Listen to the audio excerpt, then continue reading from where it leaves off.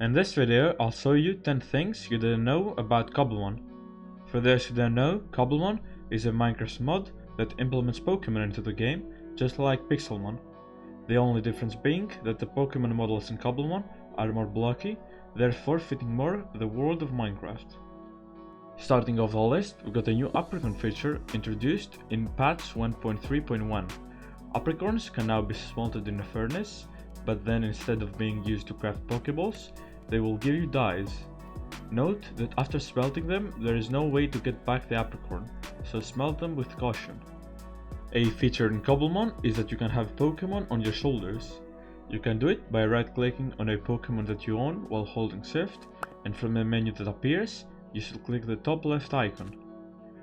You can have two at a time, one on each shoulder, and you are able to do this only with small-sized Pokemon like Eevee, Zubat, Pikachu, Pidgey, Hooper, and some more, as you can see right now. Some Pokemon also give you a special effect when they are on your shoulder. For example, Pikachu and Pichu give you speed, Zubat and Pidgey will give you slow falling, and Hooper will give you water breathing. Coming up with number 3, we've got the super cool death animations some Pokemon have when they are defeated. I mean, look at that Delmize exploding. Not all Pokemon have death animations though, but more and more Pokemon get one with each new patch. One of my favorites is the one of Charizard. If you have created a Cobblemon world before, you will know that by clicking M, you have the option to choose one of the many starter Pokemon that there are. But if you have already selected one and you click M, it will show you this menu that includes many details for your Pokemon. It has many more features compared to Pixelmon. For example, here you can see the Pokemon's ability and nature, its moves and the power and accuracy of each one, its current stats, IVs, EVs, base stats, as well as its friendship. Note that from this menu you can also evolve a Pokemon and swap its moves as many times as you want for free. Going on with our list, did you know that you could heal your Pokemon without using a healing table? Just by sleeping on a bed during nighttime, all of your party Pokemon will be healed a certain amount. Even Pokemon that are fainted will revive themselves. Pokemon can also be healed passively over time by doing absolutely nothing. They will also revive themselves but with low HP, and they will even cure their status conditions.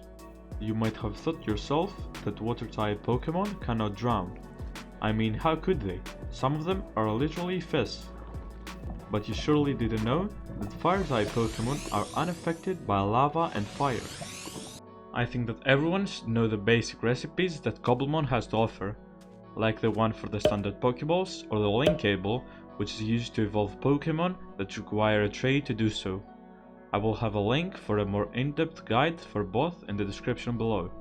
And of course, we got the recipe for the healing table and the PC, which are a lot cheaper to craft compared to Pixelmon. You might know that items that give special effects when held by a Pokemon is a mechanic that exists from the start of Pokemon games. Those held items are also implemented in Cobblemon. You can give a held item to a Pokemon by holding Shift, right-clicking on it, and then clicking the top right icon from the menu that appears. The same goes for evolution items.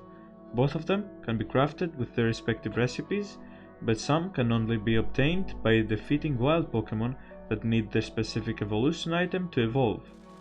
For example, the Dragon Scale cannot be crafted and has a 5% chance to drop when defeating wild Seadras. At number 9, we got a nice interaction with some Pokemon like Wooloo and Miltank, where by using Sears on a ship-like Pokemon you will get wool, and by using a bucket on a cow-like Pokemon you will get milk.